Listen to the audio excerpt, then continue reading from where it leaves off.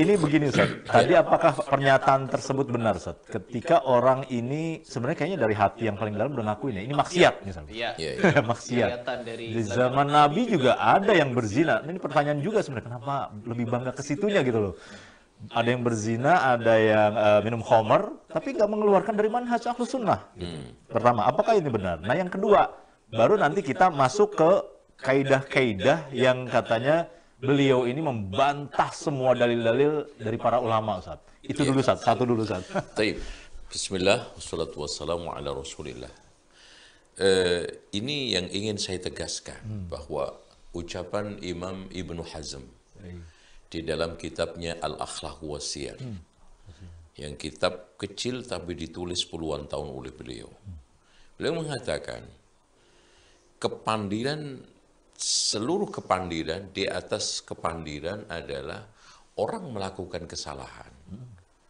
Itu berdalih bahwa ada orang salah sebelum saya. Gitu. Harusnya seorang yang ingin kebaikan itu bukan mendalihkan dirinya kepada orang-orang yang memang itu perbuatan sisi sahabatnya uswah. Ya. Tapi kesalahannya itu kan bukan uswah. Iya. Gitu.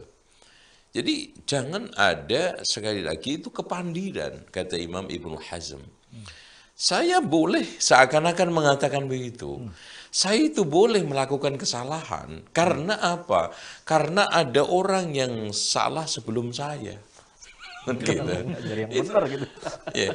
Kenapa enggak Abu Bakarnya yang dia melakukan jihad, melakukan, Masya Allah, infak seluruh hartanya gitu loh. Ya, itu manhaj yang kita tiru gitu loh. Nah ini yang pertama itu. Kemudian yang kedua, prinsip-prinsip kita di dalam ta'assi ya, di dalam mengikuti orang itu pastinya memilih yang benar, memilih yang sekarang ini selamat. Makanya kita itu minta ihdinas siratal mustaqim siratal ladzina an'amta, bukan adlalta, ya kan gitu. Bukan jalan orang-orang yang telah engkau sesatkan, yang sekarang mendapatkan petunjuk, enggak. An'amta alaihim, yaitu orang-orang yang telah engkau berikan nikmat itu. Itu tentang masalah pertanyaan itu. Masya Allah, luar biasa. Baik, Ustaz, jazakallah khair. Nah, bicara tadi kita ke Mas Pras lagi nih. Mas Heri Pras tadi kan pernah ya, walaupun diajarin nggak ngerokok, tapi pernah nyuri-nyuri ngerokok ya. Nah, pertanyaannya begini Mas Heri Pras, ketika sekarang mungkin sudah bermanhaj salaf, atau katakanlah belum, tapi ketemu dalil-dalil sebagai berikut contoh. Nanti saya tanyakan juga ke Ustadz nih, hukumnya nih ya. Yang pertama, kan dalil rokok yang kita kenal, keharaman rokok ya, yang kita kenal, yang tentang apa-apa yang membawa kebaikan ya Ustadz ya, maka itu halal, gitu kan. Yang membawa keburukan itu haram. Satu. Yang kedua, wala taqtulu anfusakum, dan janganlah kalian membunuh diri kalian. Terus yang ketiga, tentang boros. Innal mubazirina kanu ihwana syayatin, dan yang terakhir adalah la doror wala diror. Jangan memunculkan mudarat dan memberikan mudarat ke orang lain. Nah, pertanyaan saya ke Mas Heri Pras, kira-kira setelah mendengar 4 dalil ini sebagai perokok apa yang dilakukan? Haram. Meninggalkan. Bukan cari artikel? Enggak. Oh, mungkin ada manfaatnya? Kalau berbicara masalah manfaat, khamr pun seperti wine, itu ada penelitian bahwa bisa meningkatkan daya tahan tubuh. Jadi kalau kita mau riset apapun nih di dunia ini, mau dicari manfaatnya, paling haram saja di dalam Islam seperti khamr tadi, ada manfaatnya. Jadi apakah bisa kita menghalalkan khamr tadi? Merubah hukum. Karena bermanfaat begitu, Bu? Kan tidak. Apalagi di sini berbicara tentang rokok. Orang yang tidak merokok, kadang mereka itu menghisap bau rokok dari orang, langsung batuk. Langsung nggak enak dia. Apalagi dia berbicara tentang bau badan gitu kan. Kadang asap rokok itu bisa nempel di badan, nggak enak. Jadi memang mengganggu orang. Terus yang kedua masalah menimbulkan mudarat. Kalau menimbulkan mudarat sudah jelas itu. Badan Kesehatan juga memberikan wanti-wanti kalau rokok membunuh. Rokok itu penuh racun, toksik. Bahkan tar dan nikotinnya itu sangat berbahaya di dalam penelitian pun juga disebutkan seperti itu. Jadi kalau kita masih mau mencari-cari karena beralasan candu itu ya, lalu mencari manfaatnya, ya sampai kapanpun, aduh. Baik. Ustadz, jadi kita ke Ustadz sekarang nih. Jadi ceritanya kan ada dua nih video dari beliau nih ya, udah ada dua. Yang pertama katanya secara umum, klarifikasi. Yang kedua ini detail Ustadz, dengan kaidah-kaidah Ustadz. Di antaranya yang 4 dalil tadi katanya sebagai dalil umum.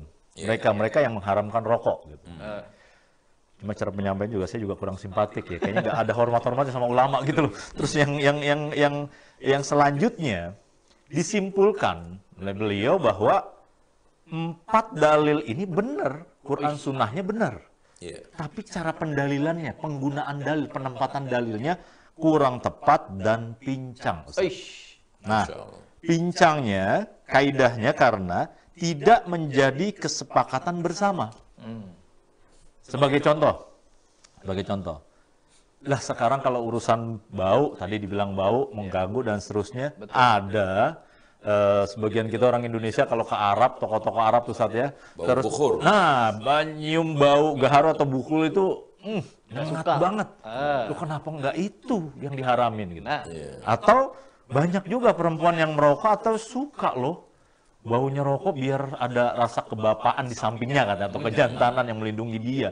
Dengan kaidah-kaidah yang tadi itu Ustaz, artinya enggak sepakat. Manusia ini merasa dirugikan dengan kehadiran rokok. Jadi dalil-dalil yang tadi salah penempatannya. Itu gimana Ustaz? Silakan Ustaz. Baru satu nih Ustaz, contohnya Ustaz. Ini memang kalau kita biarkan ini syubhat berat. Baik. Tapi saya akan jawab secara umum dan secara khusus nanti kita akan sampaikan. Yang menjadikan ayat dan hadis-hadis itu sebagai dalil pengharaman rokok itu bukan saya, juga bukan yang menghalalkan. Ini bukan antara orang terminal dengan orang terminal. Ini bukan antara pengadu burung dengan pengadu burung. Ini ulama. Gitu ya. Kalau sekarang ada orang yang merasa terganggu dengan bukhur, bahkan mungkin merasa terganggu dengan durian. Bau durian. Ya. Ada yang terganggu juga dengan makanan-makan yang lainnya. Itu kan langka. Ya. Atau sebaliknya ada orang yang merasa sedap dengan bau rokok, itu langka. Ini orang nggak ngerti kaidah fiqhiyah yang mengatakan an-nadir la hukma lahu. Perkara yang kasuistik tidak bisa digunakan untuk menghukumi yang umum terjadi. Nggak ada hukumnya. Kan pada umumnya orang yang bau bukhur itu senang.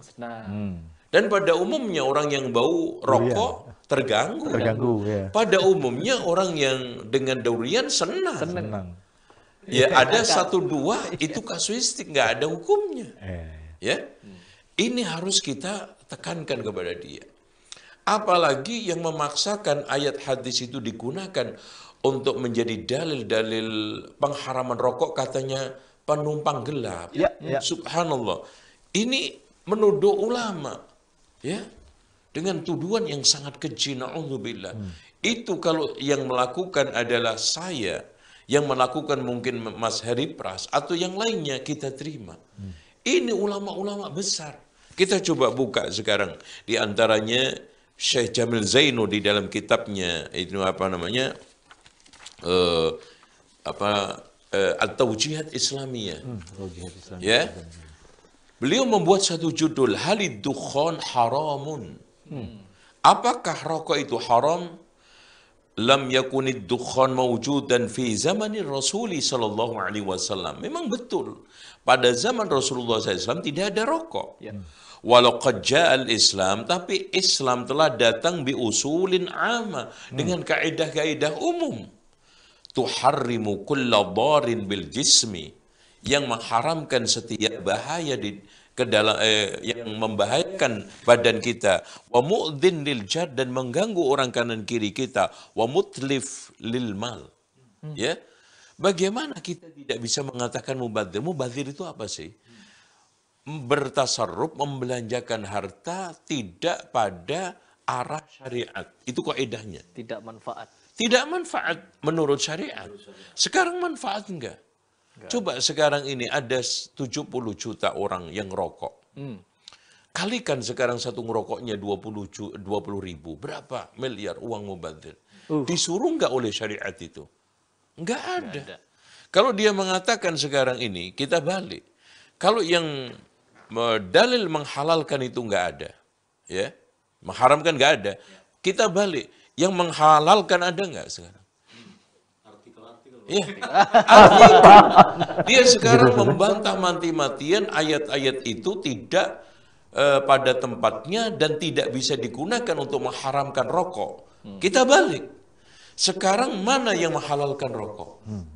Secara tekstual. Enggak ada. Subhanallah. Nah, kalau tidak ada, kita pakai ulama yang mengarahkan ayat dan hadis itu untuk benda tersebut. Haram atau tidak. Bukan akal-akalan kita, bukan otak-atik kita. Dan di sini kata Syekh Jamil Zainu, wa ilaikal adillatul atiyah ala hukmid dukhan. Inilah dalil-dalil yang menghukumi rokok. Qala Allah Ta'ala yuhillu lahumut tayyibat wa yuharrimu alaihimul khaba'is. Surat Al-A'raf ayat 257. Wa qala ta'ala, yang kedua Allah berfirman, wala tulqu biaidikum ila tahlukah. Jangan jeburkan dirimu ke dalam kehancuran. Kata beliau di dalam mengomentari surat Al-A'raf tadi, wad-dukhan minal khaba'ith adh-dharrah. Dan rokok termasuk khaba'ith. Ini bukan fulan wal alan. Ini bukan orang terminal. Ini bukan orang jalanan. Bukan geng-geng juga yang mengatakan ulama. Itu bahaya. Dan pasti mereka punya dasar dong. Wala tulqu biaidikum ila tahluka, kata beliau, wad-dukhanu yuqi'u fil amrad al-muhlika. Ya. Rokok bisa menjatuhkan orang ke dalam berbagai macam penyakit yang menghancurkan. Kasaraton, seperti kanker, wasalli, dan stroke. Kalau ada orang yang sehat-sehat saja, ada orang yang nggak kena penyakit, nggak stroke, dan itu another kasuistik la hukma lahu. Kalau ada orang bilang, gue ngerokok, alhamdulillah lebih panjang umur saya. Yang gak ngerokok mati itu kemarin, itu mah dalilnya orang terminal. Betul. Itu bukan dalil orang-orang sekolah. Dan itu juga kita bantah, itu kasuistik. Kok ada orang ngerokok panjang umur, nggak ngerokok pendek, itu kasuistik. Tapi secara umum, alhamdulillah, kan gitu. Wa qala ta'ala wala taqtulu anfusakum. Sekarang yang menggunakan dalil jangan membunuh diri kamu untuk mengharamkan rokok, itu bukan fulan wa alan, juga bukan orang-orang sekarang ini remeh-temeh, ulama. Wad-dukhan qatlun batiun. Pembunuhan yang pelan-pelan, memang enggak langsung. Yaitu sekarang nggak langsung. Kalau sekarang kaedahnya, ada kok orang yang kepleset mati. Hancur ini cara berdalil. Agamanya saja, iya. cara beragamanya. Jadi ada kok orang, nanti haram dong naik tangga. Karena ada orang yang nggak begitu bos, nggak begitu mas, ya. Ya, saya nggak bilang ustadz, karena orang yang seperti ini nggak patut untuk dipanggil ustadz, ya. Setuju. Ya. Terus kemudian wa qala ta'ala andur wa ithmuhuma akbaru min naf'ihima. Ya, dosanya, resikonya, bahayanya itu lebih baik. Nanti kita tanya kepada ahlinya. Pertama kita tanya sama AI. Jangan-jangan AI lebih pintar dari dia nanti. Tentang masalah pemahaman dia ke rokok nanti, ya. AI ini kesepakatan internasional. Iya, ya? nanti habis itu kita tanya kepada Kementerian Kesehatan, ya. Kita nanti tanya, kita ukur ke sana. Yang ajaib, kalau dia itu sering-sering menggembor-gemborin orang yang sekarang ini mengkritisin kebijakan ulama itu dikatakan katanya khawarij merah jambu. Iya. Ini sudah rokok membunuhmu dieyelin. Apa enggak ente yang sekarang khawarij merah jambu? Bahkan MK itu memutuskan rokok itu termasuk mengandung zat adiktif. MK itu, pemerintah ini. Ente bantah, ente menolak khawarij merah jambu. Ya apa orang lain aja yang sekarang khawarij merah jambu? Kan gitu. Wa qalat awala tubadzir tabdzira innal mubadzirina kanu ikhwana syayatin. Syekh Jamil Zainu mengatakan waddukhanu tabdzirun. Yang mengatakan ngerokok itu mubadzir ulama. Ya. Wa israfun dan juga apa? Membuang-buang min amali syaitan. Itu termasuk perbuatan syaitan. Wa qala azza wa jal ya, yang dijadikan beliau dalil itu 7. Yang keenam, la dharar wa la dhirar. Yang mendalilkan atau yang menjadikan hadis la dharar wa la dhirar itu sebagai dalil pengharaman rokok, itu ulama, Bos. Di antaranya Syekh Jamil Zainu, bukan hanya beliau aja. Ada Syekh Muhammad Ibnu Shalih Al-Utsaimin, nanti kita sampaikan. Ada Syekh Abdul Aziz Ibn Baz, ada ulama-ulama lain, bahkan Lajnah Daimah nanti. Lihat, ulama-ulama Lajnah Daimah yang kapabel, yang mumpuni, yang itu insya Allah kita husnudzon ulama Rabbani, ditanggalkan semuanya, dikecilkan semuanya, diayali semua, na'udzubillah. Ini apa karakter thalibul ilmi? Bukan. Kata beliau, waddukhanu yudhirru sahibahu, ya. Rokok itu membahayakan pelakunya, wa yu'dhi jarahu, mengganggu kanan kirinya, wa yutlif malahu, menghancurkan harta kekayaannya, melumatkan harta kekayaannya. Dan yang terakhir, yang ketujuh, wa qala wa karihallahu lakum idha'atal mal. Kata Rasulullah, Allah Subhanahu wa taala tidak suka. Kariha ini di sini jangan sampai makruh kayak makan pete. Allah enggak suka, artinya di sini haram membuang-buang harta. Waddukhanu dhiya'ul mal, kata beliau, merokok adalah membuang-buang harta li syaribihi, untuk pengkonsumsinya.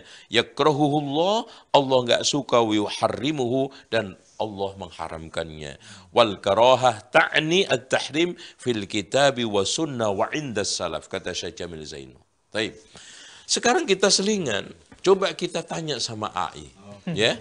Kalau tanya sama pengkonsumsi rokok, apalagi sedang membela diri untuk menghalalkan, wah, nggak bisa, ya. Itu subjektif dong, ya.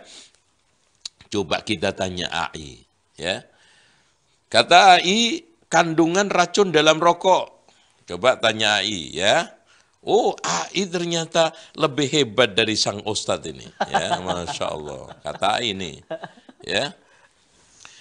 Rokok mengandung banyak zat beracun, di antaranya tar, nikotin, karbon, monoksida, dan bahan-bahan kimia lainnya. Apakah AI ini dipaksa untuk ngomong seperti ini? Seperti mungkin pabrik rokok yang mensematkan, melabelkan di kotaknya itu membunuhmu, katanya itu regulasi dipaksa. Minimal dia itu katanya sering menyerang khawarij merah jambu. Tak dong. Ya, tak dong. Iya. Tar dan nikotin. Tar adalah zat berbahaya yang dapat menyebabkan kanker, karsinogenik ya, karsinogenik ya, dan berbagai penyakit yang lainnya. Nikotin adalah zat berbahaya yang dapat menyebabkan kecanduan, adiksi, ya. Karbon monoksida. Karbon monoksida adalah gas beracun yang dihasilkan saat rokok dibakar. Yaitu gas ini tidak memiliki bau atau rasa, tetapi sangat berbahaya karena mudah masuk ke dalam darah. Bahan-bahan kimia lainnya, hidrogen sianida, yaitu racun untuk hukuman mati. Itu. Aseton, ya, penghapus cat. Toluidin, ya, zat karsinogen, ya, yang sama juga, ya. amonia yaitu pembersih lantai, metanol bahan bakar roket, peiren ya pelarut industri ya, arsenik racun semut putih ya.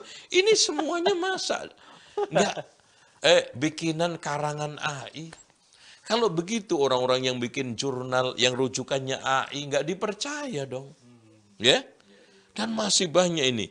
Intinya kata AI, rokok mengandung lebih dari 4.000 bahan yang berbeda, sebagian besarnya dapat menimbulkan racun dan kerusakan pada sel di tubuh. 4.000 bahaya, diharamkan. Pastilah gitu kan. Oh, di khamr aja mengandung 25 bahaya, diharamkan kok. Itu. Sekarang kita coba tanya kepada Dinkes ya, katanya fas'alu ahla dzikri in kuntum la ta'lamun kan gitu. Kementerian Kesehatan, kita buka websitenya Kementerian Kesehatan ya. Di sini sama juga ya. Di sini dia keluarkan berbagai macam peringatan-peringatan bahaya merokok ya. Yang sama juga ya. 4.000 jenis senyawa kimia, 400 zat berbahaya, 43 zat penyebab kanker. Ini yang ngasih informasi bukan security atau Satpol PP atau siapa tadi, mungkin orang kita temu di jalan gitu ya, atau anak-anak STM yang sedang tawuran. Ini di websitenya Kementerian Agama, ini Kementerian Kesehatan. Penyakit tidak menular Indonesia. Kandungan dalam sebatang rokok. Ini dia jelaskan. Di dalam sebatang rokok terkandung lebih dari 4.000 jenis senyawa kimia. 400 zat berbahaya. 43 zat penyebab kanker. Ya. Ini terus kita tanya kepada siapa lagi? Kementerian Kesehatan nggak dipercaya, AI nggak dipercaya, yang dipercaya cuman ini tadi ya, orang tukang mancing, ya kan nggak mungkin, ya kita serahkan agama kepada tukang mancing gitu loh, kan nggak mungkin Pak. Bahaya, Iya. betul. Nah kita lagi sekarang ini kalau dia itu masih ngeyel, ini di dalam kitab Al-Furuq juga ada Tahdzibul Furuq. Di dalam kitab Tahdzib ini ditegaskan ya, bahkan di sana ada ijma di antara para ulama ya, ijma, ittifaq ulama kontemporer karena tembakau itu kan baru dikenalkan oleh Portugis abad 15-16. Oleh orang-orang Eropa itu abad 16. Jadi ulama-ulama yang hidup abad 16-17 itu.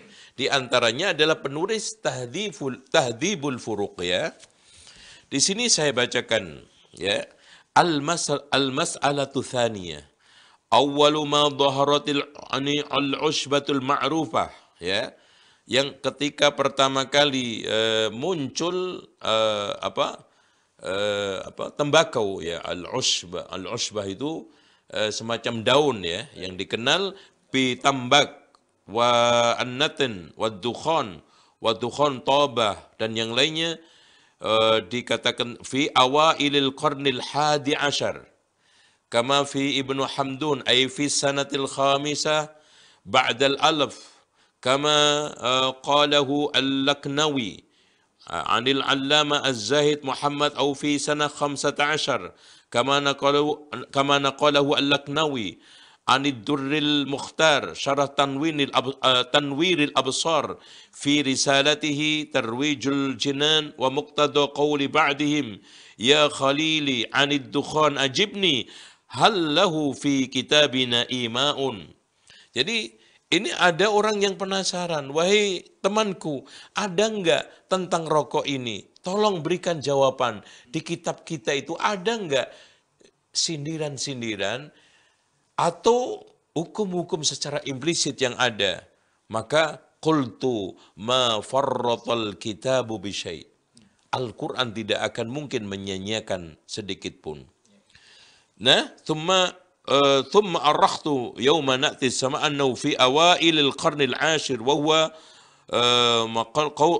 مقال qauli Syekh Ibrahim Al-Laqani fi Umdatil Murid syarah Jawharut Tauhid qad hadasa fi awailil qarnil hadiyata asyar wa qubailahu bimuddatin qalilatin kama fi Tarwijil Jinan bi tashrihi hukmi syurbid duhan lil Laknawi wa fi Hasyati Ibnu Hamdun ada Mukhtasar Mayyar ala Ibn Ashiran isti'malul qadril mu'athir fil aqli minha haramun ittifaqan. Ya. Jadi mengkonsumsi rokok, tembakau, ya, yang itu mempengaruhi, yaitu akal, maksudnya ada adiktifnya, itu haramun ittifaqan. Pada zaman ulama itu ketika apa? Ketika muncul. Ya. Kemudian kama fi syarhil irsyad wa ghairi wa amma al-qadrul ghairul mu'athir.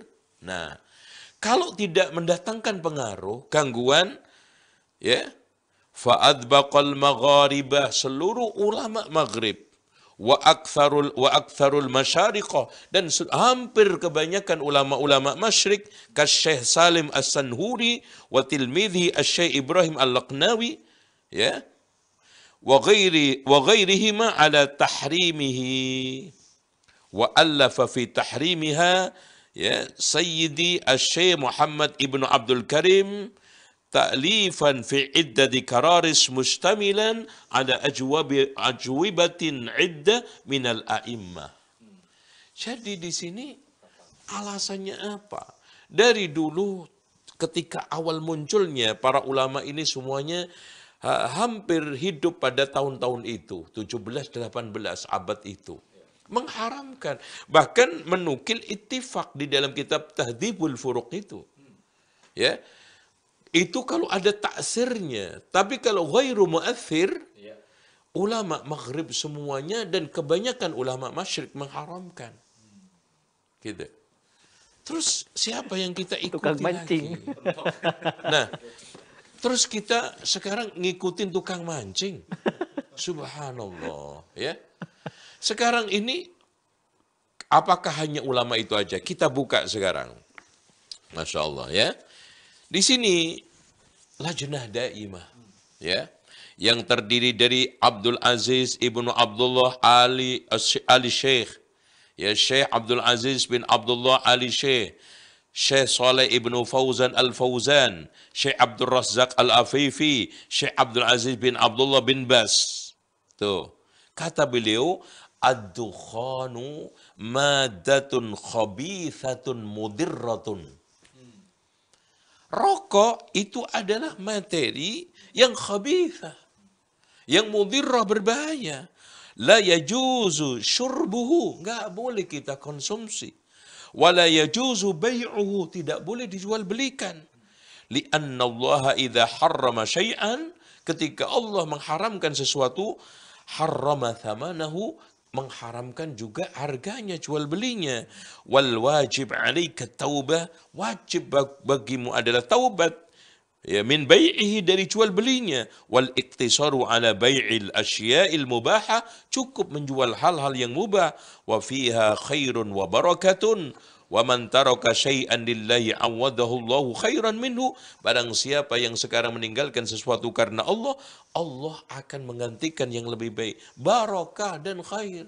Berarti yang rokok enggak barakah, enggak baik. Siapa yang mengatakan? Ulama-ulama Lajnah Daimah. Wal wajib 'alaika an tughliqil mahal, sampai ulama Syekh, ya, Lajnah Daimah memfatwakan menutup itu apa? Toko kita daripada jualan rokok. Wa tathab anta wa hum ila al-masjid liqaulihi ta'ala ya ayyuhalladzina amanu la tulhikum amwalukum wa la auladukum an dzikrillah wa may yaf'al dzalika fa ulaika humul khasirun. Termasuk juga di dalam fatwanya la tajuzu zira'atud dukhan, tidak boleh menanam tembakau, wala bai'uhu, jual belinya, wala isti'maluhu, dan juga menggunakannya, li'annahu haramun min iddati wujuhin. Subhanallah. Jadi haramnya tembakau, haramnya rokok itu dari berbagai macam sisi, bukan satu sisi saja. li adrarihi sihhiyatil adimah, karena bahaya kesehatan. Yang bicara bukan fulan alan, yang bicara adalah ahlinya. Fas'alu ahla dzikri in kuntum la ta'lamun. Tadi Kementerian Kesehatan. Dan juga hampir seluruh dunia mengatakan itu. Tanya sekarang, Kementerian Kesehatan seluruh dunia. Ke Singapura, ke Malaysia, ke Saudi, sama. Makanya Syekh ini menyimpulkan, meskipun Syekh ini bukan seorang dokter, Syekh menyimpulkan dari fakta-fakta yang ada. Sebagaimana Anda boleh menggunakan jurnal untuk menghalalkan, masa Syekh nggak boleh mengambil dari para ahli di dunia ini, bahkan dari WHO, bahwa rokok itu mengganggu kesehatan. Ya. Wali khubthihi, dan juga joroknya. Wa adami faidatihi, dan gak ada faedahnya. Tanya sekarang, faedahnya apa? Faedah itu kan kita kembali kepada faedah keluarga, ada enggak? Faedah kesehatan ada enggak? Faedah ilmu ada enggak? Sekarang ini faedah agama ada enggak? Nggak ada. Enggak ada. Sekarang faedah pendidikan ada enggak? Enggak ada. Subhanallah. Jangan sekarang faedah nafsu ya. Kalau nafsu mah faedah semua ya. Hatta khomer pun faedah. Sekarang faedah itu kita pakai dalil juga. Faedah dari sisi dakwah, faedah dari sisi pendidikan, faedah dari sisi ibadah, faedah dari sisi akidah, faedah dari sisi akhlak itu. Jangan menghitung faedah dari sisi nafsu Anda. Ya tuh, memang faedah untuk menemani mancing. Wah itu, ya kan gitu. Iya enggak? Iya. Tapi kalau menemani ngaji enggak ada faedahnya. Orang ngaji sambil ngerokok itu enggak ada faedahnya. Menemani kuatnya akidah, enggak mungkin ada orang rokok itu akidahnya kuat. Ya. Enggak menemani khusyuknya ibadah sholat kita. Enggak mungkin ada orang gara-gara ngerokok khusyuk sholatnya. Ya. Akhlaknya Masya Allah. Bahkan bertentangan semua itu. Siapa yang mengatakan? Ulama. Siapa ulama? Panutan kita. Ya, naudzubillah, kalau mereka sudah tidak mengulamakan ini, ya naudzubillah. Wa 'alal muslim tarkuhu wal ibti'adu anhu, ya. Wal ibti'adi anhu, menjauhinya, wa adami ziraatihi, dan tidak menanamnya, wal tijar bihi, dan berdagangan dengannya. Li'annallaha idza harrama syai'an harrama thamanahu, ketika Allah mengharamkan sesuatu, maka haram itu harganya. Nah, saya juga pakai ulama. Nah, mungkin itu dalilnya. Ya. Imam Asy-Syaukani menghalalkan, betul, di dalam kitab Ar-Rasail Salafiyah. Bahkan Muhammad As-Sun'ani juga menghalalkan di dalam kitab Al-Idrak fi dha'fi tahrimid dukhan atau tambak. Ya. Tapi sekarang kita mengikuti ulama itu bukan semata-mata ulama. Ya. Kalau begitu, Anda punya ulama juga yang mengharamkan. Terus beradu. Nggak lucu. Karena ada satu kaidah, la yunqadul ijtihadu bil ijtihad. Oke. Sekarang bagi seorang muslim yang talibul ilmi, ketika ada ulama yang menghalalkan sesuatu, kemudian kebanyakan mengharamkan, apa yang dilakukan? Tarjih. Bukan kita biarkan masalah khilafiyah. Ya, kan ini masalah khilafiyah. Kita nggak boleh sekarang ini tidak tegur sapa, hanya perbedaan furu. Iya, Anda tidak akan keluar dari Islam, betul. Anda insya Allah tidak keluar dari ahli sunnah wal jamaah. Iya, bahkan ini memang masalah ijtihadiyah. Karena apa? Nasnya tidak jelas. Tapi apa sebatas itu terus diem? Terus kita biarkan umat bingung. Umat harus kita pilihkan. Di antara pendapat ulama ini, karena kata Imam Malik, kullun yu'khadhu wa yutraku min qawlihi illa sahibu hadzal qabr, kan? Masing-masing orang itu bisa diambil, ditolak pendapatnya kecuali yang punya kuburan, kan? Yaitu Rasulullah SAW. Ya, Imam Syaukani berarti termasuk ulama. Boleh kita ambil, boleh kita tolak. Termasuk Syekh bin Baz. Bahkan Abdullah ibnu Abbas, dia marah mengatakan, hampir-hampir hujan batu turun mengenai kalian. Saya katakan qala Allah wa qala Rasul, kamu katakan qala Abu Bakar, qala Umar. Dalam fatwa mut'ah, kalau sekarang Ibnu Abbas tidak terima ucapan Allah, ucapan Rasulullah dibenturkan dengan ucapan Abu Bakar, Umar, apalagi dengan Asy-Syaukani, As-Sun'ani, dan fulan wa alan. Kita ikuti ulama semata-mata karena sesuai dengan dalil. Di antara sekian kita timbang, mana yang paling sesuai dengan dalil Al-Quran dan Sunnah, kemudian fakta medis, kemudian dari sisi logika, dari sisi empirik, kemudian kepada ahlinya. Setelah kita tarik kesimpulan secara pandangan Al-Quran, secara pandangan Sunnah, secara pandangan medis, secara pandangan ahlinya mengatakan lebih dekat haram. Gitu loh. Itu cara di dalam beragama, di dalam berfikih. Jangan jamaah dibiarkan, udahlah, ini kan ijtihadiyah. Perbedaan di antara para ulama, masalah furu. Iya, betul. Jangan sekarang ini, jangan deket-deket dia. Iya, jangan. Ya, apa namanya? Awas dia, jangan deket dia. Jangan ngaji ke dia. Ntar dulu juga, kan gitu. Sekarang permasalahannya, antum harus punya sikap. Setelah dia punya sikap, dengan video yang kedua dia mengatakan bahwa katanya halal dengan berbagai macam argumen. Yang semuanya itu nafsu bukan ilmu. Ya. Kenapa katakan nafsu? Karena yang menggunakan dalil-dalil 7 itu bukan saya, bukan dia. Dan bukan orang-orang jalanan, orang terminal, orang stasiun. Tetapi ulama. Itu. Luar biasa. Kalau sekarang ulama, apa yang harus kita katakan? Kan, wa idza ja'ahum amrum minal amni awil khawfi adha'u bih. Walau radduhum ila rasul ketika masih hidup. Wa ila ulil amri minhum, kepada ulil amri di dalam masalah agama adalah ulama, la'alimahu alladhina yastambitunahu minhum. Dia akan mendapatkan hasil istimbat ijtihadiyah yang bagus. Itu. Jadi inilah sikap yang benar. Dengan demikian, apa yang dia sampaikan itu murni otak-atik dari nafsu dia, bukan ilmu. Ya, harusnya sekarang ini dipaparkan. Anehnya dia akan kembalikan kepada jurnal, dan jurnal itu ditulis oleh orang-orang yang mungkin ada yang non muslim, mungkin ada yang sekarang ini mendapatkan titipan untuk membuat majalah, bikin jurnal itu kan, iya kan? Wong tulisan rokok membunuhmu aja masih bisa dieyelin kok. Ya, mungkin aja itu regulasi pemerintah, mungkin dalam keadaan terpaksa dan yang lainnya. Ya, mungkin aja juga itu si kafir yang menulis jurnal dalam keadaan terpaksa karena mungkin dipaksa oleh pabrik rokok. Loh, kalau begini anjur semua. Dan kita tahu, kita harus tegaskan di sini. Enggak mungkin pemerintah membuat suatu regulasi tanpa dasar. Ya. Enggak mungkin.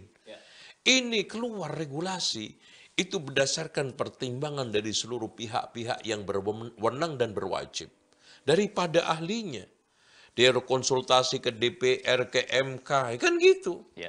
Konsultasi kepada pihak-pihak terkait melalui penelitian baru.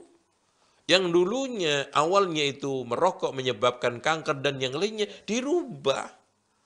Itu nggak mungkin sekarang itu hanya dasarnya regulasi bisa terpaksa. Nauzubillah.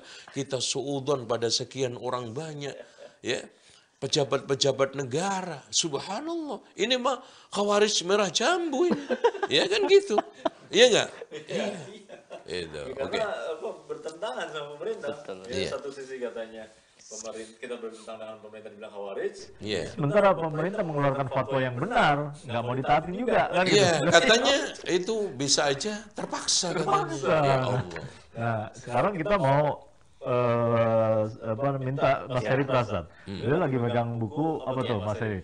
Bisa dibacakan. Mungkin di situ ada kesaksian Siap. dari legendaris Nah ini orang kafir nih, Ustaz. Iya. Orang kafir yang dengan pengalamannya berpuluh tahun. Silakan Mas Heri Pras.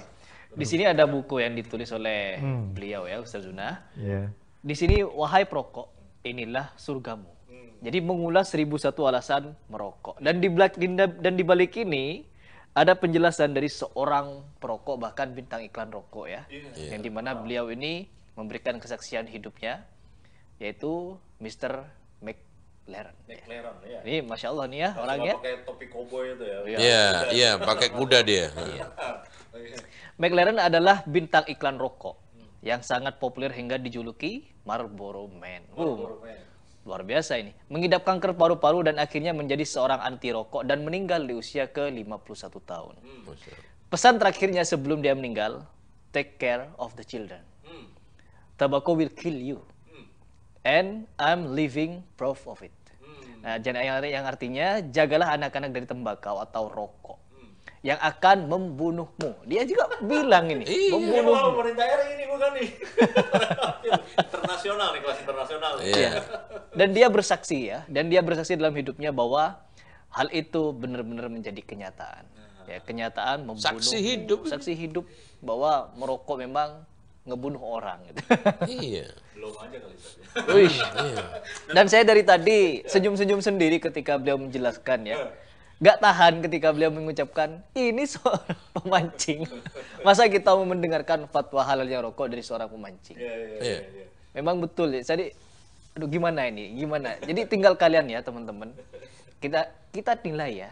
Ketika kebanyakan ulama mengharamkan rokok dengan sekian berbagai alasan, dalil, bahkan penelitian ke berbagai macam lembaga kesehatan. Keluarlah hukum haram itu bukan ujuk-ujuk keluar, tapi dengan pertimbangan demi pertimbangan. Yeah. Tiba-tiba ada orang mancing, tukang mancing bilang halal. Nih. Dengan Pakai penelitian nggak ini? Penelitiannya ini sop kambing. Nah.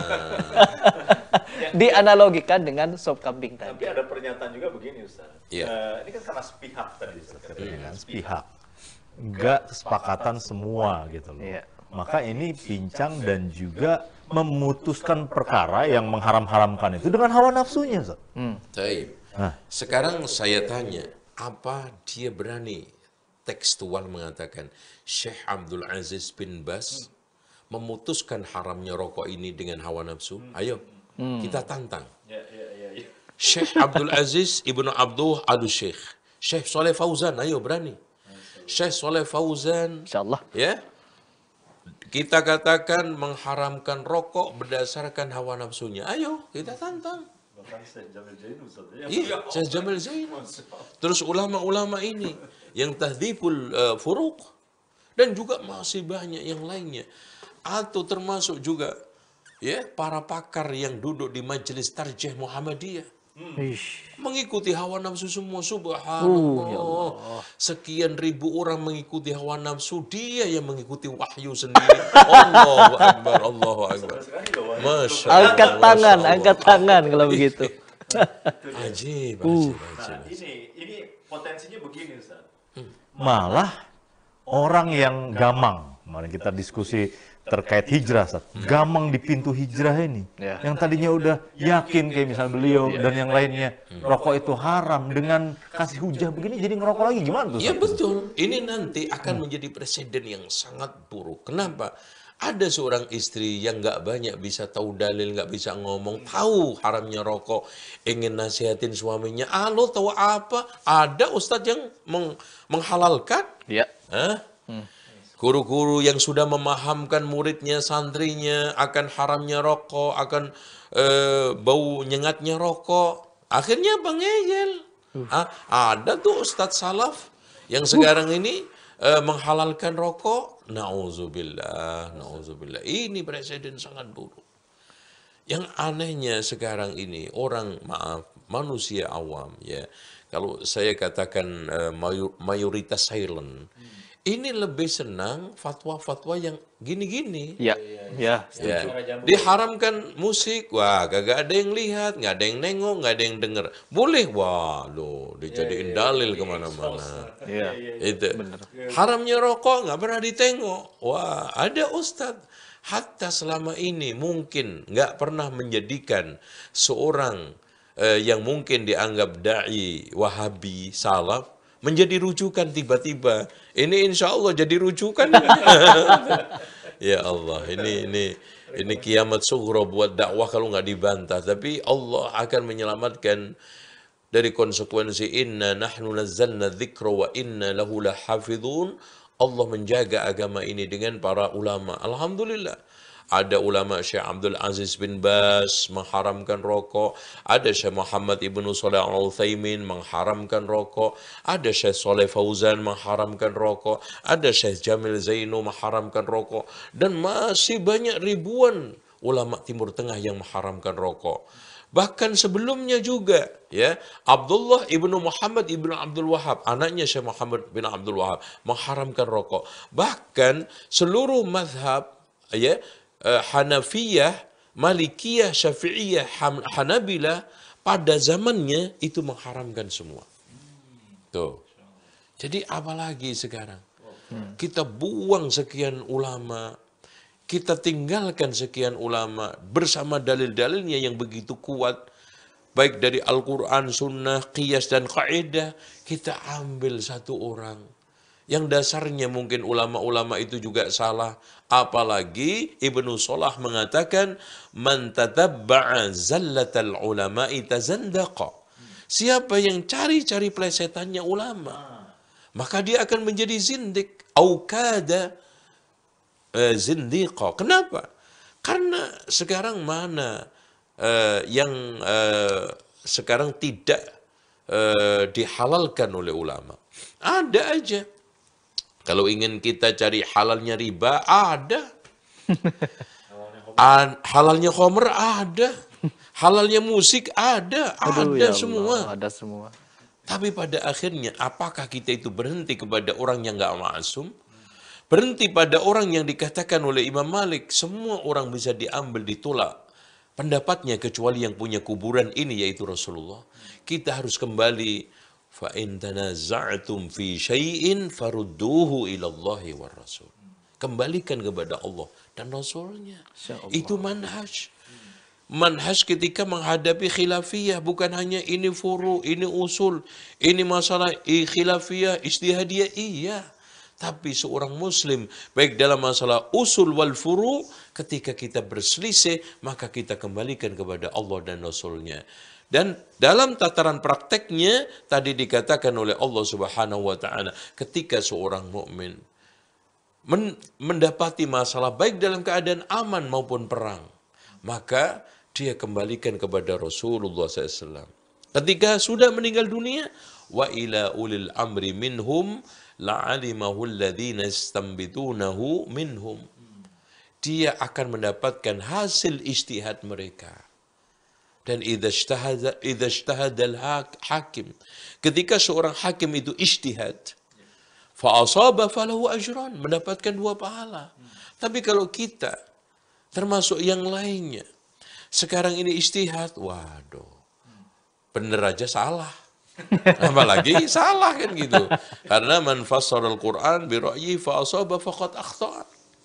Ya, dengan demikian kita harus hati-hati terhadap fatwa. Ya. Karena pada akhirnya begini, Masya Allah. Ya.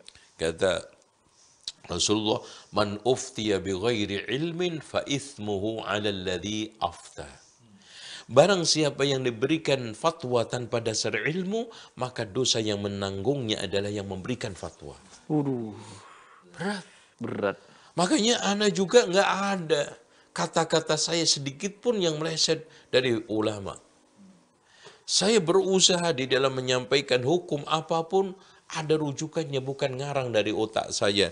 Apalagi hanya mendapatkan satu statement ulama yang itu masih debatable. Kita cari yang paling selamat. Iya. Di dalam hukum apapun. Karena apa? Siapa kita? Betul. Kita thalibul ilmi aja tidak. Bahkan sekelas Syekh Albani aja mengatakan dia itu thalibul ilmi masih berat, apalagi kita. Masya Allah. Makanya ini merupakan suatu hal yang kita harus berdoa bersama-sama. Wala taj'al musibatana fi dinina. Itu ya, Allah. Baik Ustaz, tapi masih ada satu yang ngeganjel Ustaz. Iya, iya. Tas ini Ustaz. Sebenarnya hukum Pakai celana pendek, paha kita kelihatan sama teman kita walaupun laki-laki, gimana Ustaz? Sekarang suruh sholat aja. Suruh sholat. Dengan pakai itu sah tidak? Itu satu. Betul, betul. Apalagi aurat di luar sholat itu lebih ketat. Itu. Ya Allah. Dan baca di dalam kitab para ulama. Jangan lagi ini kita bahas sendiri nanti kalau kita ini. Karena kita ingin fokus sholat, kita bahas sendiri. Sekarang jawabannya simpel aja, coba pakai sholat itu. Terus kemudian siapa ulama-ulama dari Hanafiyah, Syafi'iyah, Hanabilah, Malikiyah yang membolehkan? Dalil mana? Ya, sekarang ini kita sudah dapatkan dari beberapa istihad para ulama, auratnya laki itu dari pusar sampai lutut. Itu hampir semua ulama-ulama. Ya. ada hadis itu juga Ustaz. Iya. Ya, sekarang kalau enggak udah sholat aja pakai itu Dalilnya celana so what? cingkrang. Iya. Dalilnya sowat. Baik Ustaz. Masya Allah, jazakallah khair ini Ustaz Zainal Dan Mas Heri Pras ini di akhir Ustaz, dua poin yang kita ingin tanyakan ke Ustaz. Iya. Nah, di tengah gonjang-ganjing gini, nasihat Ustaz untuk yang satu untuk para pendakwah dan para penuntut ilmunya nih Ustaz. Biar nggak tersubat dengan kayak gini nih. Biar tegak gitu loh Ustaz. Gimana Ustaz caranya? Ya, taib. Yang pertama, nasihat saya, Allah itu bersama jamaah. Kita ngumpul sama Ustadz.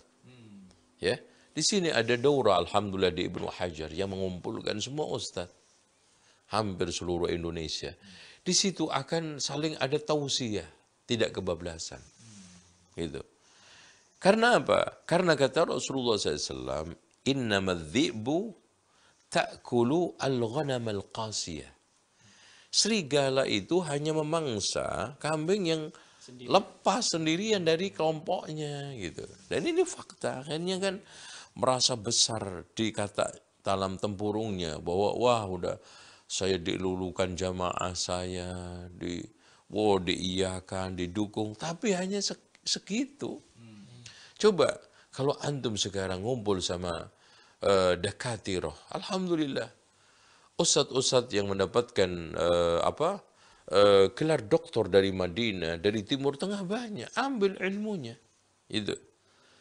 Terus kemudian yang kedua bagi seorang dai ya, intinya kata para ulama, tafaqahu qabla an tusawwadu.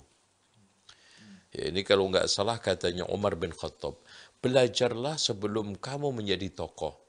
Dan diteruskan oleh Imam Al-Bukhari, ba'da an tusawwadu. Bahkan setelah jadi tokoh pun belajar. Kenapa? Karena ilmu yang kita cari semua, yang kita kena cuman separuhnya, apalagi enggak. Dan watak manusia itu lupa, lemah. Ya akhirnya apa? Terus perlu mengupdate ilmunya. Itu. Terus kemudian bagi ini penuntut ya, bagi ikhwan jamaah yang ngaji ya, di sini ada banyak, masya Allah ratusan dai yang memberikan pencerahan. Coba antum second opinion, jangan second opinion cuman itu tok muter. Katanya second opinion cuman kembali ke dia lagi gimana? Iya, iya itu second opinion itu ya datang ke Ustadz Fulan, terus kemudian membandingkan dalil yang disampaikan, bukan membandingkan Ustadz. Ustadz ini juga siapa? Membandingkan dalil yang dibawa oleh Ustadz, argumen yang dibawa oleh Ustadz. Oh ternyata kayaknya yang kuat si Fulan gitu. Terus saya juga tekankan kepada jamaah, zaman sekarang fitnah. Masya Allah, Rasulullah mengatakan, badiru bil a'mal, bergegaslah kalian di dalam beramal. Berarti di sini kita tingkatkan amal soleh. Fokus pada amal soleh. Fitanan ka qita'il lailil mudlim, fitnah seperti malam pekat. Yusbihur rajulu mu'mina, orang pagi mukmin, wa yumsi kafira, sore kafir. Yabi'u dinahu bi'aradin minad dunya. Dan yang terakhir saya closing. Ini ucapan untuk saya, ucapan Ali, dan untuk mungkin dai-dai yang mau mendengar. Tapi tertuju pada saya dulu. Kata Ali bin Abi Thalib yang dikutip oleh Imam Al-Qurtubi di dalam tafsirul ahkamnya. Kata beliau, sayati 'alan nasi zamanun. Akan datang pada manusia sebuah zaman. Lam yabqa minal islami illa rasmuhu. Tidaklah tersisa dari Islam kecuali tinggal. Lam yabqa minal islami illa ismuhu. Tidaklah tersisa dari Islam kecuali tinggal namanya. Walam yabqa minal qur'ani illa rasmuhu. Tidaklah tersisa dari Al-Quran kecuali tinggal tulisannya. Orang lebih sibuk pada buku-buku lain selain Al-Quran. Lebih sibuk pada qila wal qal yang disampaikan ustadz-ustadz yang enggak jelas. Ya. Wa ya'muruna masajidallah. Dia memakmurkan masjid Allah. Wa hiya an dzikrillahi kharabun. Sementara maksudnya di sini mereka membangun masjid dengan megah. Mendekor masjid dengan begitu eksotik. Tapi wa an dzikrillahi kharabun, dari dzikir kepada Allah sunyi senyap. Wa syarru ahli dzalika zaman, kata Ali bin Abi Thalib, manusia yang paling busuk, manusia yang paling buruk pada saat itu adalah ulama'uhum, ulama'nya. Subhanallah. Kenapa kata Ali bin Abi Thalib? Minhum takhrujul fitnah, dari mereka muncul fitnah. Wa ilaihim ta'ud, kembali ke mereka juga fitnah. Gitu. Makanya kalau kita mengikuti daurahnya Syekh masyhur kemarin dari kitab Manhajus Salafi Ta'amul Ma'al Fitan itu kan, agen fitnah itu 3 kan, distributornya fitnah itu ada 3, orator, provokator, tokoh yang dielulukan. Bahaya itu. Nggak ada lagi yang paling bahaya. Makanya ilmu. Kenalilah kebenaran, kamu akan kenal siapa yang benar. Ikuti kebenaran, ikuti orang karena dia benar. Jangan mengikuti kebenaran karena orang. Saya ulangi lagi. Kenalilah kebenaran, kamu akan kenal siapa yang benar. Ikutilah orang karena dia benar. Jangan mengikuti kebenaran karena orang. Udah itu aja closing dari saya, dan mudah-mudahan saudara-saudara yang mendengarkan hal ini bisa mengambil manfaatnya biidznillah. Ya. Mas Heribras, silakan. Ada yang Mau disampaikan? Oh, ya, silakan. Ya, silakan. Pertama mendengarkan segala penjelasan dari Ustadz Zainal, ya, Masya Allah, luar biasa. Saya rasa semua orang yang mendengarkan video ini harus paham bahwa ini adalah bantahan telak. Jadi sudah patah. Ya. Apapun dalil yang dibawakan oleh tukang mencing sudah patah di sini. Kelar hidupnya. Jadi gak ada pembelaan lagi. Mau mencari rujukan kemanapun gak bakal ketemu sudah. Terus yang kedua, pilihan ya, pilihan. Kalau kemarin ketika beliau itu memberikan klarifikasi yang pertama, ada tukang silat datang ke sini gini. Ya, saya tukang silat. Ya, jangan ikuti tukang silat, tapi ikuti apa yang disampaikan oleh Ustadz Zainal tadi. Kebenaran tadi. Dan ikuti ulama. Ikuti ulama. Ya, daripada mengikuti tukang mancing. Nah. Ya, jadi kita juga bisa balas-balasan di sini ya. Dan emang sudah geli dari tadi saya. Jadi terima kasih ya Ustadz Zainal Abidin ya, Masya Allah, banyak sekali masuk ilmu ya. Aduh ya Allah. Jadi cari bener. Jadi bener kata saya bener ya kata siapa namanya itu tadi, sampai lupa saya tukang mancing. Jadi bener itu. Jadi mepet. Jadi kalau datang ke sini mepet, datang ke sana mepet. Saya mepet ke sini kepada orang yang benar-benar ahli ilmu. Masya Allah. Daripada ke tukang mancing lagi. Udah, saya kembalikan lagi. Baik, Masya Allah. Jazakallah khair. Barakallahu fikum. Pemirsa sekalian, sekali lagi kita mencari ilmu dan mencari kebenaran dan juga berupaya berdewasa dalam beragama. Begitu Ustaz ya? Insya Allah. Baik, insya Allah kita akan lanjutkan dengan video-video berikutnya ya, dan kami juga di sini mohon undur diri dan mohon maaf ketika ada kesalahan yang khilaf atau juga yang lupa. Bagaimana Ustaz? Ingin ngasih catatan, saya itu tadi hanya komparasi ya. ya komparasi, nanti takut ada catatan. Ini ada alternatif untuk antum pilih Syekh bin Bas, orang terminal atau tukang mancing, gitu aja gitu loh maksud saya. Ini ada Syekh Jamil Zainu, ada Syekh bin Bas, ada Syekh bahkan Muhammad ibnu Ibrahim Al-Syekh, mufti pertama, ketua mufti pertama. Setelah itu Syekh Abdul Aziz mengharamkan rokok. Antum ada perbandingan ini. Ada Syekh Muhammad ibnu Ibrahim Al-Syekh, ada Syekh Fauzan, ada Syekh Abdul Aziz, ada Syekh Utsaimin. Ada orang yang nggak jelas mungkin di terminal, ada tukang mancing, umpamanya gitu loh. Ada juga tukang silat. Ada tukang silat. Nah, itu gitu maksud saya. Nah, antum pikirlah gitu loh. Mana yang antum bisa gitu. Jadi ya suka. Iya. Kita insya Allah harus tegak lurus terhadap kebenaran. Baik, demikian lebih kurangnya mohon maaf. Wassalamualaikum subhanakallahumma wa bihamdika asyhadu an la ilaha illa anta astaghfiruka wa atubu ilaik. Assalamualaikum warahmatullahi wabarakatuh. Waalaikumsalam. Insyaallah.